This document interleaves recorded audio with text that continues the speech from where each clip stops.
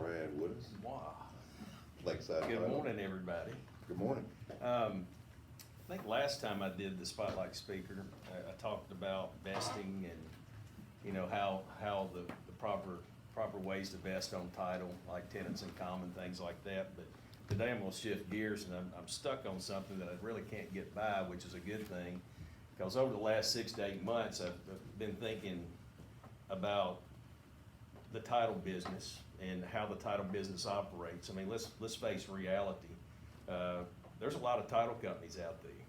And at some point in time, you know, most of our clientele, if it's not coming from an individual, which most of the time it doesn't, our clientele basically comes from agents and comes from loan officers, banks, credit unions, those kind of things.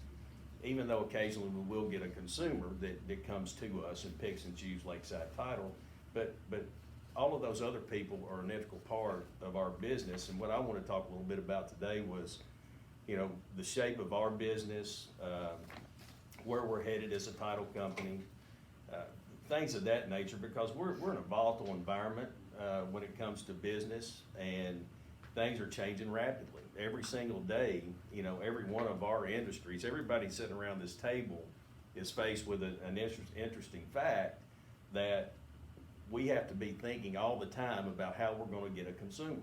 And I don't know about you, but it takes a lot of my time trying to get my arms around, trying to develop new strategies, new ideas, and ways that I can try to get a new customer. So going back to what we've talked about several times in the last few meetings, over the last 6 to 8 months, I've made a conscious effort to try to identify, you know, who we are as a title company, what we do as a title company, and why a person should do business with our title company. And with that being said, it's all come back to, and I think about some of the things we talked about in the past. You know, major companies, their CEOs are scrambling, trying to figure out how they're gonna get a consumer. I don't care if it's Amazon, I don't care, some of the bigger companies out there, they're strategically planning every day on how they're gonna get these customers, because we talked about this a couple of weeks ago, the convenience factor. And one of the things that I've been looking at over the last 6 to 8 years and really studying hard on is thinking about ways that we can implement that into who we are, what we do, and why a person should do business with Lakeside Title from a convenience standpoint. So that led me to start getting into some statistics and looking at, you know, what's driving business today, particularly in the title business, other than just the agents and the banks and the mortgage companies and lenders, credit unions, whoever that may be. You know, what's driving that business? And looking into this, does anybody want to take a guess? When I say first-time home buyer, and you could look at that 10 different ways, but does anybody, I looked at a statistic from Bankrate that was done earlier in 2019. Does anybody know what the average age is of the first-time home buyer? I do. All right. What is it? Well, depending on your stats, 33 or 34. Yes, 34% is what they had. That was worth a lot of dough right there. It's worth $100 grand. That'll get you going. So think about that. 34 years old. Well, who is that? Who is that target audience? Who's 34-year-old? Who's 34-year-olds? They're millennials. They're millennials, right? And statistics show that the millennial generation has overtaken the baby boomer generation. Right now, there's 79 million millennials in the United States today. Now, a millennial is anybody that was born from 1982 to 1999. And then the next, so there's 79 million in the United States. The next biggest generation would be the baby boomers. Which this is the first year that really the millennial generation has taken over the baby boomers. And then behind that is my generation, which is the Gen X. Anything over 2000 would be the Gen Z generation. But the reality is that the reason I'm bringing that up, the average home buyer today, average age of a first-time home buyer is 34 years old. And the millennials fit right in that wheelhouse, and there's 79 million of them. Well, the Gen Z generation, which started in 2000, you think about that. Now we're in 2019, so the oldest Gen Z would be 19 years old. So that's the next that's coming up. And it's even going to be larger than the millennial generation. So looking into that strategically, I've been thinking, okay, everything's built around convenience. Man, when I was growing up, this will show my age, man, we had a TV where you had to click, click, click, click. I was the remote. My dad said, hey, turn it on 5, click, click, click, turn it on 2, click, click, click. Had rabbit ears and all that kind of stuff, you know? And now, you know, if we want to go, then it progressed, and if you want to go get a movie, you had to drive to the video store, get a movie, and come back home and all that. But now you can sit in your home and you can order pay-per-view, you can, I mean, get anything. By the pretty- way, that was convenient when you did that. Yeah, absolutely. Yeah, for him it was, anyway. Click, click, click.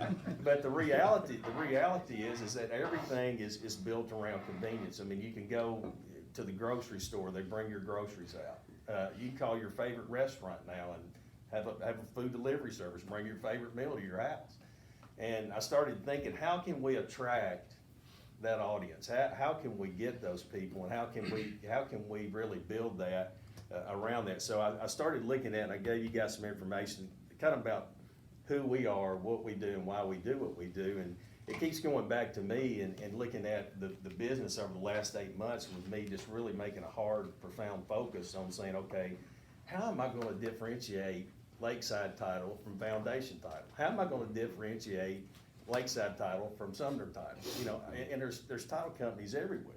So my whole approach has been, okay, convenience, convenience, convenience. How are we going to do that? Well, the first way we're going to do that is through the flexibility part of who we are and what we do.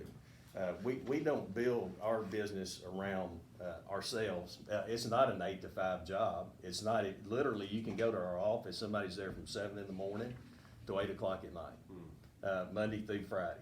So we're flexible. It's not like that we're not gonna be available. When I say flexible, also, we have the flexibility to be mobile. And I shared this with you guys. This is a real big one because the convenience factor is huge right here. And I can't tell you how exciting it is to be able to go with an agent to a new home buyer's home and close it right there in their home.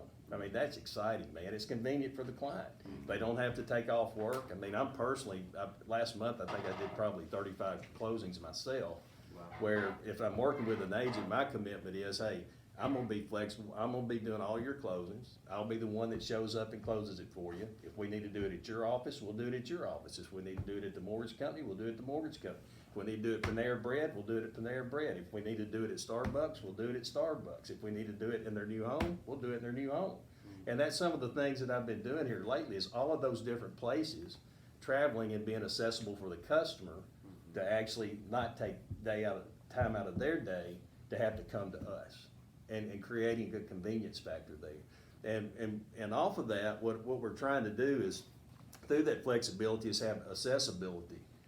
When I say accessibility, I mean our clients, the people we deal with, the banks, the mortgage lenders, the agents, they have access to everybody in our company. It's not a hands-off type approach.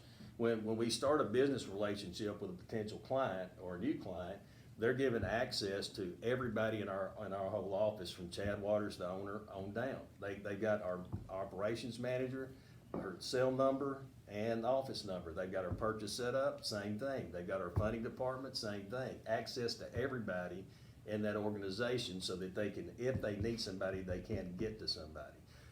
The communication part, we try to over communicate. Recently with business, the way it's been so productive, and I'm not trying to be braggadocious here, but I mean, our business, really, my business has increased really 100%. I mean, I've gone from probably, since I've been working this whole concept with accessibility and flexibility and being available, and making convenience, is increased about 100%. So I've gone from about 40 orders a month to about 80 to 85 orders a month, just in 6 to 8 months, by taking this particular way of doing business and trying to strategically plan to try to get more customers on board with Lakeside.